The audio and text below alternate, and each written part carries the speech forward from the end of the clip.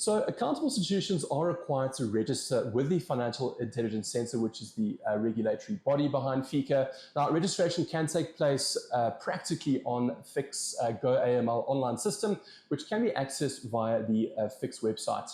Now, very luckily, there's no cost to this registration, and you will receive an email notification of your successful registration from the FIC to keep on your records, along with an organizational ID number specific to your business entity. We've created a step-by-step guide to registering with the FIC. Now, this is available in two forms, either scanning a QR code or actually clicking on the link and downloading that asset for yourselves.